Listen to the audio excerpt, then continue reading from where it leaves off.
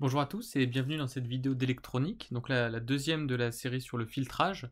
Donc dans la première, on avait introduit la notion de fonction de transfert, qui était un outil général à l'étude des systèmes linéaires. Et là, on va l'appliquer dans un premier exemple sur un circuit RLC. Donc deux manières de voir cette vidéo, soit ça peut être un exercice de révision pour voir si on sait manipuler les méthodes vraiment de base autour de la fonction de transfert et des circuits électroniques, soit une vidéo plus d'apprentissage qui suit la vidéo précédente et où on va définir un certain nombre nombre de nouvelles choses. Pardon. On avait défini donc la notion de fonction de transfert précédemment. Je rappelle que c'était lorsqu'on travaillait avec des signaux sinusoïdaux, la fonction de transfert était le rapport du signal complexe associé au signal de sortie sur le signal complexe associé au signal d'entrée.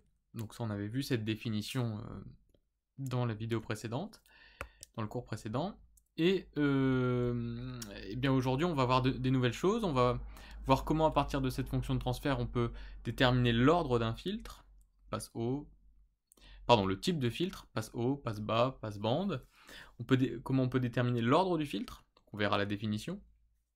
Et puis on verra comment on peut en déduire des propriétés typiques de ce filtre, comme la pulsation caractéristique, le facteur de qualité. Donc ça fera appel à ce qu'on appelle la notion de forme canonique, donc on verra ça ensuite. Et enfin, on verra comment passer de la fonction de transfert à l'équation différentielle régissant le fonctionnement du système. Donc voilà, un certain nombre de méthodes très classiques qui tournent autour de la fonction de transfert et qu'on va mettre en œuvre maintenant. Donc, première étape, comment déterminer la fonction de transfert d'un filtre, d'un circuit électrique, ici en l'occurrence. Alors, comme on est en régime permanent sinusoïdal, ce circuit, je peux le représenter comme une première impédance ici qui vaut l'impédance série de R et d'une inductance L, donc je vais avoir R plus J l'oméga, et ici, l'impédance d'un condensateur d'une capacité 1 sur JC oméga. Et là, on reconnaît, dans cette écriture, donc là, je mets bien des barres sous les signaux puisque je suis en représentation complexe, on reconnaît l'écriture d'un pont diviseur de tension. Et donc le pont diviseur de tension, il est très utile pour nous permettre d'écrire VS, qui va être égal à 1 sur JC oméga, facteur de R plus JL oméga, plus 1 sur JC oméga, VE. Mais comme nous, ce que nous cherchons, c'est H, eh bien, nous allons faire VS sur VE. Je enlève ce terme-là, et donc, j'ai directement l'expression de H. Et vous voyez, H se présente comme un quotient d'expression. Alors, on va essayer d'éviter d'avoir au numérateur et au dénominateur des 1 sur J oméga. C'est-à-dire qu'on va essayer d'avoir au numérateur et au dénominateur des polynômes en J oméga, mais qui ne font pas apparaître de petits dénominateurs comme ici avec J oméga. Donc pour se débarrasser de ça, une bonne idée, c'est de multiplier en haut et en bas par J oméga. Oups, pardon. Donc on va multiplier en haut et en bas par JC oméga.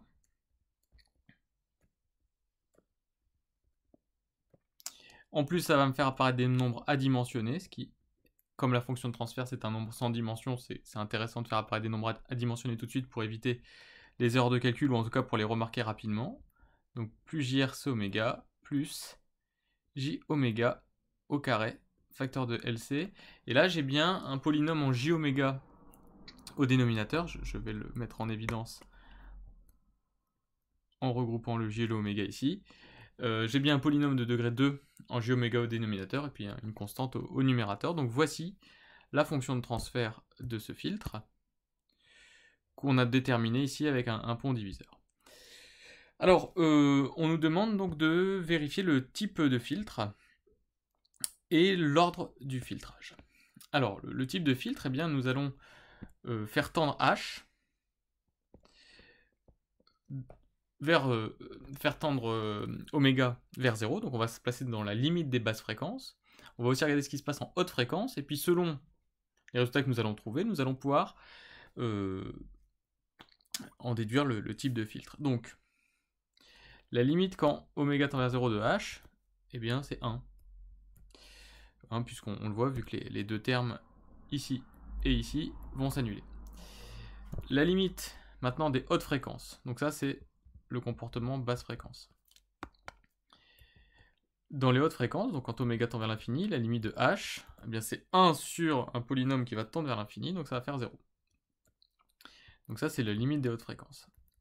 Mais je rappelle que h, c'est la tension de sortie sur la tension d'entrée, en régime complexe et sinusoïdal, régime permanent sinusoïdal avec les signaux complexes. Eh bien, ça veut dire quoi que la limite de h dans les hautes fréquences, c'est 0 ? Bah, ça veut dire que le signal de sortie, dans les hautes fréquences, va tendre vers 0. Alors que dans les basses fréquences, le signal de sortie, Vs, va tendre vers le signal d'entrée, de sorte que le rapport tende vers 1. Ça veut bien dire que le filtre que nous étudions, c'est un filtre passe-bas. Puisqu'il va couper les hautes fréquences.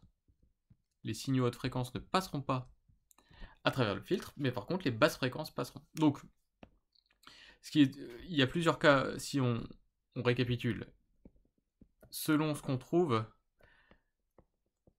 pour H, pour la limite de H en basse et en haute fréquence, alors attendez que je réfléchisse. Si on trouve, voilà, on va faire les différents cas comme ça. Si on trouve, comme on a trouvé ici, quelque chose de différent de 0, donc je vais faire ça sous la forme d'un tableau pour essayer d'étudier tous les cas possibles.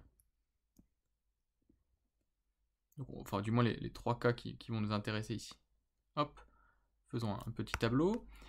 On trouve quelque chose de non nul pour la limite de h quand oméga tend vers 0, et de nul pour la limite de h quand oméga tend vers l'infini. Donc ça, c'est ce que nous avons vu, c'est un passe-bas. Un autre cas possible, c'est de trouver cette fois-ci 0 comme limite pour h quand oméga tend vers 0, c'est-à-dire que les basses fréquences ne passent pas, mais quelque chose de non nul quand oméga tend vers l'infini. Donc les hautes fréquences passent, et bah ça c'est donc un passe-haut. Et le troisième cas qu'on sera souvent amené à rencontrer également, c'est d'avoir une limite de h quand oméga tend vers 0 qui est nulle, et une limite de h quand oméga tend vers l'infini qui est nulle également. Et bien dans ce cas-là, ça ne laissera passer ni les hautes fréquences ni les basses fréquences. Par contre, à moins que h soit identiquement nul, donc soit nul en tout point, il y aura des fréquences pour lesquelles h sera non nul, et bien ça sera ce qu'on appelle une bande passante, et donc le filtre considéré sera un passe-bande. Alors, les passe-hauts et les passe-bas, il en existe des passe-bas et des passe-hauts d'ordre 1, d'ordre 2 ou d'ordre supérieur. Donc, ça, ce sont des choses qui sont d'ordre supérieur ou égal à 1. Par contre, pour le passe-bande, nous le verrons, il faut nécessairement que l'ordre soit supérieur ou égal à 2. Donc voilà, ça c'est juste pour faire un petit résumé de propriétés pour étendre un petit peu la question de l'exercice. Alors justement, qu'est-ce que l'ordre d'un filtre ? Eh bien, l'ordre d'un filtre, c'est la puissance maximale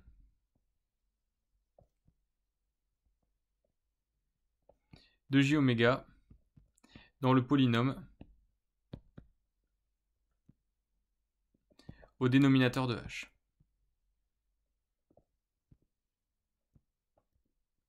Donc si on reprend ici la fonction de transfert que nous avions trouvée, oups, je vais la copier. Nous avions trouvé h qui valait ceci. Donc je vous ai dit, on le met sous la forme d'un quotient de polynôme. L'ordre ne fait intervenir que le polynôme du dénominateur. Donc peu importe ce qu'il y a au numérateur, pour l'ordre, ça ne va pas changer. Eh bien, on voit ici que le polynôme en j oméga, la puissance maximale en j oméga, c'est 2. Donc ici, nous avons un filtre d'ordre 2. Donc, nous avons donc démontré, grâce au calcul des limites ici, et à l'analyse du dénominateur, que nous avions un passe-bas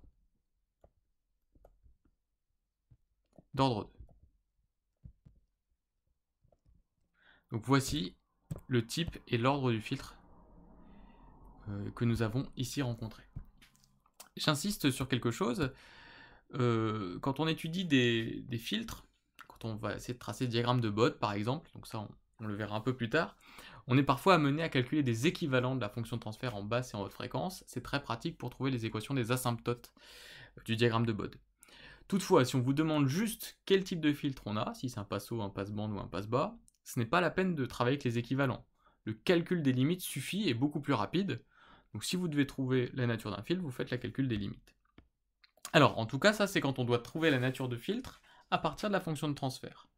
Mais on peut, pour un circuit électrique, trouver la nature du filtre sans considérer la fonction de transfert, et ça c'est ce qu'on va faire dans la question 2. Vous voyez,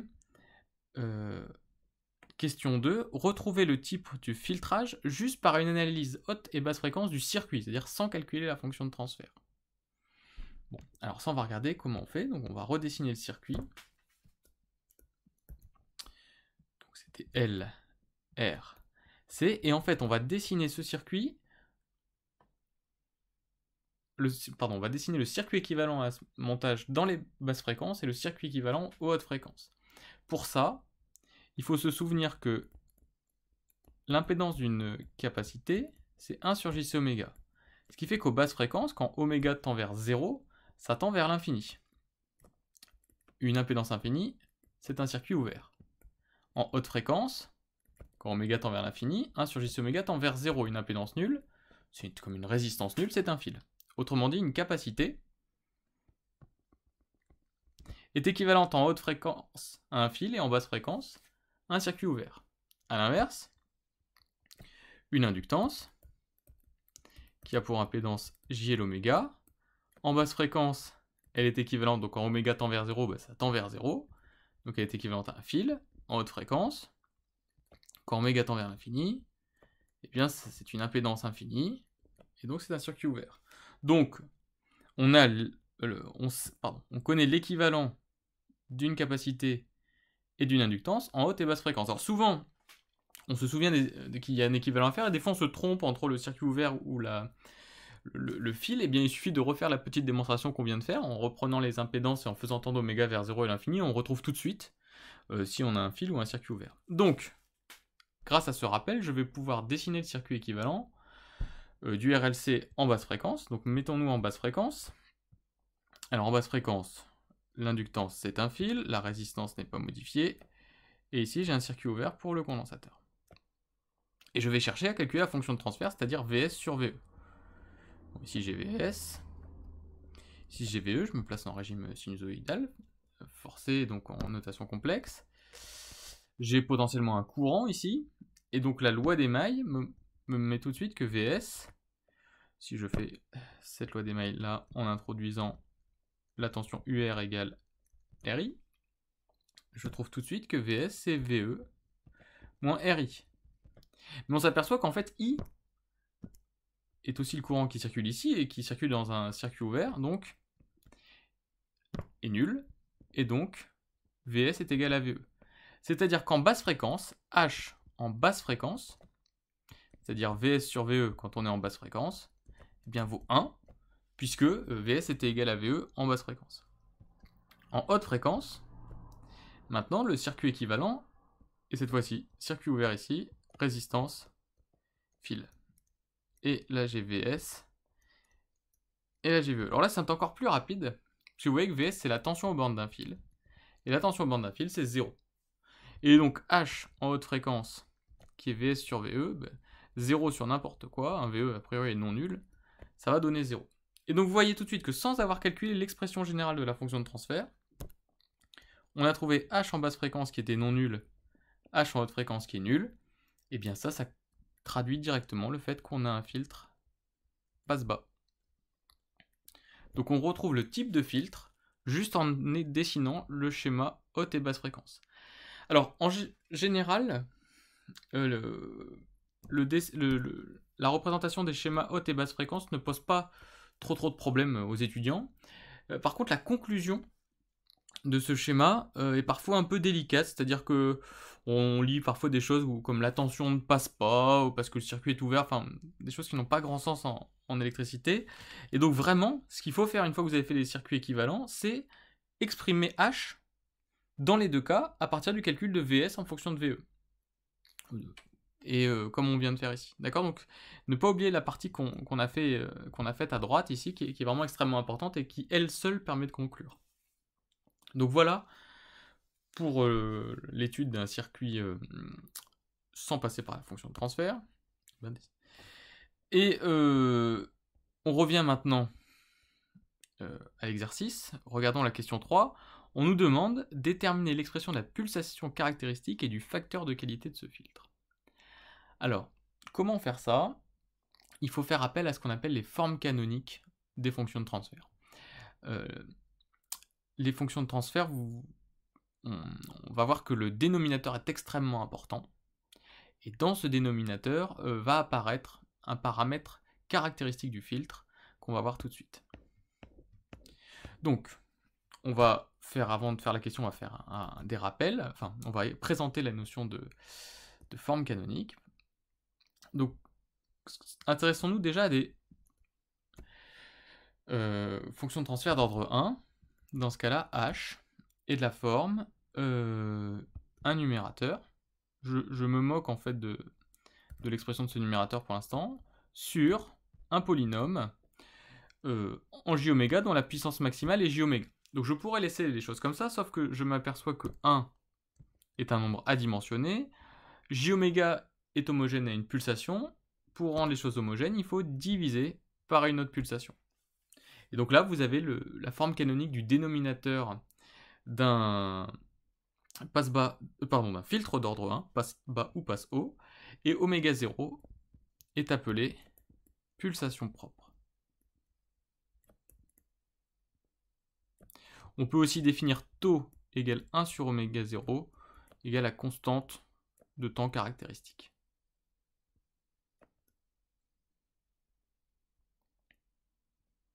Donc ça, c'est la forme canonique. Ce que je viens d'écrire, c'est la forme canonique d'un filtre d'ordre 1.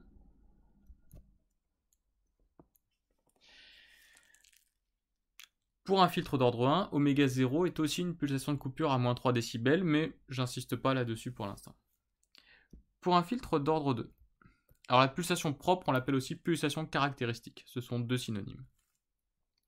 Cette fois-ci, h, encore une fois le numérateur m'importe peu, pour la forme canonique, sur un polynôme en j-oméga, mais qui va jusqu'à l'ordre 2. Là encore, il va falloir homogénéiser entre guillemets cette expression. Ici, 1 est sans dimension, comme tout à l'heure. Et donc, il faut rendre les deux autres termes sans dimension. Ça va se faire en divisant par une pulsation ici et en divisant par une pulsation au carré. Mais ce n'est pas tout. Le terme qui est ici, c'est un terme qui est associé souvent à la présence d'une résistance, ou quand on est en mécanique, à la présence de frottement. Ce sont des choses qui détériorent le facteur de qualité de votre système. Si on revient à l'étude des régimes transitoires, le facteur de qualité d'un oscillateur, c'est grosso modo, donc régime libre transitoire. Imaginons ici un pendule, je laisse en régime libre. Le facteur de qualité, son ordre de grandeur, c'est le nombre d'oscillations visibles. Ici, le nombre d'oscillations visibles est à peu près de 2 ou 3. Donc, c'est-à-dire que l'ordre de grandeur du facteur de qualité de cet oscillateur doit être de 2 ou 3. Ce facteur de qualité pourrait être plus grand s'il y avait moins de frottement, par exemple au niveau de mes doigts ici.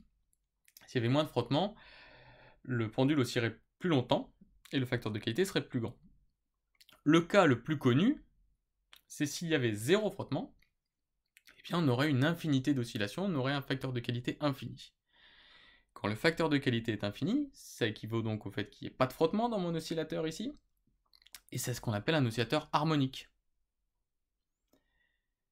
Dans un oscillateur harmonique, le facteur de qualité est infini, il n'y a pas de frottement, ce terme-là doit disparaître. Et bien pour que ce terme-là disparaisse quand le facteur de qualité est infini, il suffit de mettre Q ici. Puisque ce terme est toujours associé au frottement et toujours associé aux résistances dans les circuits, enfin du moins ici dans le circuit RLC série. Alors, on va y revenir juste après, puisque on va montrer justement dans la question suivante que le dénominateur de la fonction de transfert, il peut directement être relié à l'équation différentielle à laquelle est soumis, qui relie l'entrée et la sortie. Et souvenez-vous par exemple, je vais le dessiner vite fait, pour un oscillateur harmonique, on a la forme canonique qui est x plus x point point sur oméga 0 carré égale constante. Et en fait, je vais l'écrire juste en dessous.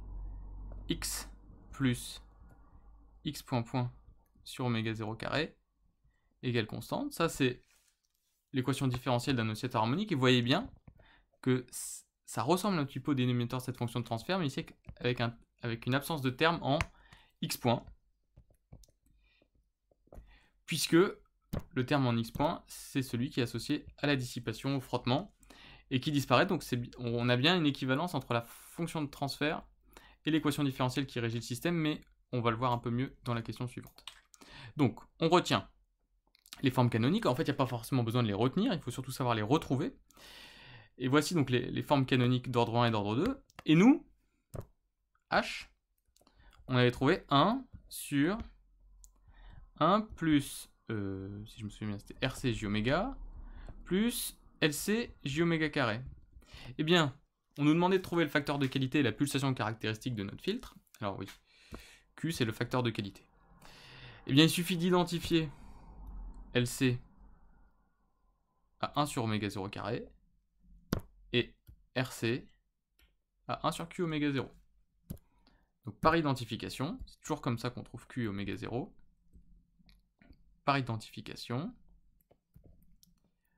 RC égale 1 sur Q oméga 0, LC égale 1 sur oméga 0 carré, et de ça, on va déduire immédiatement que oméga 0, une grandeur positive, égale 1 sur racine de LC, et que Q, en remplaçant, on va trouver 1 sur R, racine de L sur C. Donc voici le facteur de qualité et la pulsation caractéristique de votre filtre qu'on détermine par identification de notre fonction de transfert à sa forme canonique. Voilà.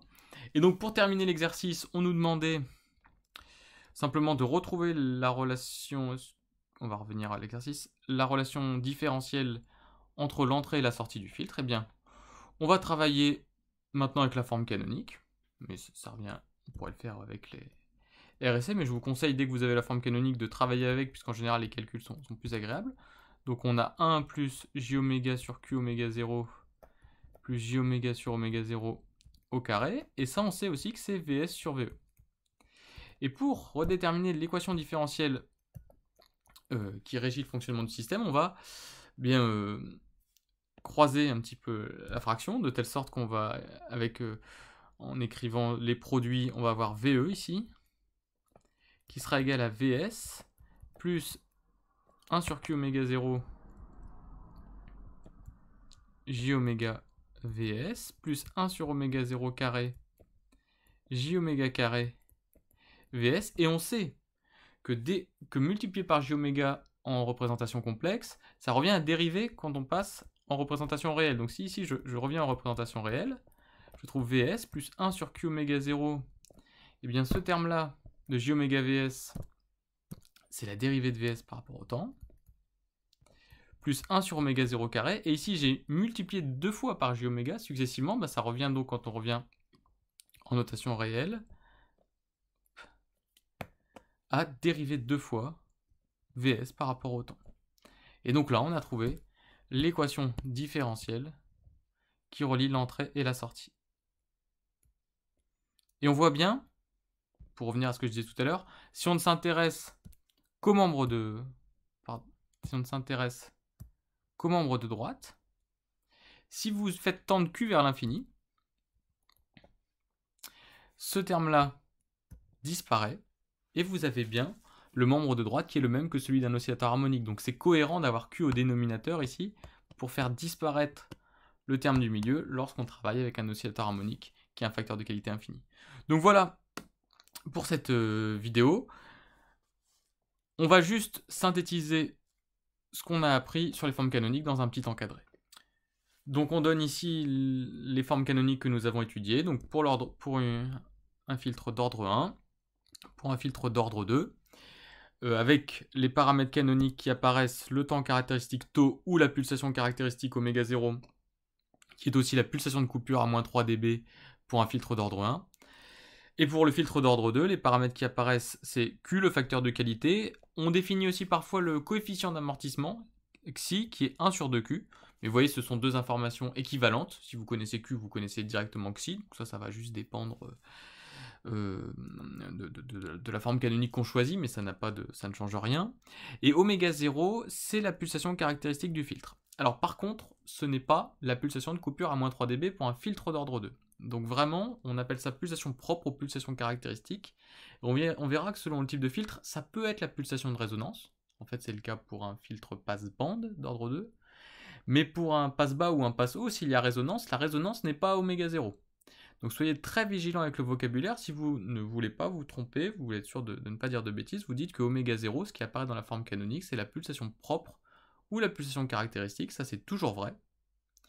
Et ensuite, si vous voulez aller plus loin dans la physique, et ça on le verra quand on fera les filtres, les diagrammes de boîte des filtres par exemple, on verra qu'oméga 0 pour un fil d'ordre 1 c'est la pulsation de coupure à moins 3 dB, et pour un fil d'ordre 2, ça dépend, mais pour un passe-bande d'ordre 2 c'est la pulsation de résonance. Donc voilà ce qu'on peut retenir de cet exercice.